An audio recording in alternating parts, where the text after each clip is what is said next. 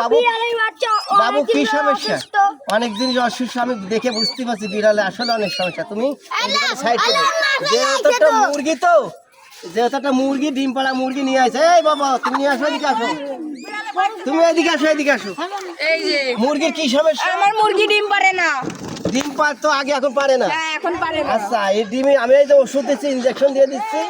এই ইনজেকশন দিলে ইনশাআল্লাহ এই ডিম কালকে সকালের থেকে পাড়া শুরু হবে। আচ্ছা ঠিক আছে, এই এক ইনজেকশনে আল্লাহর রহমতে মাফ করে দেবে।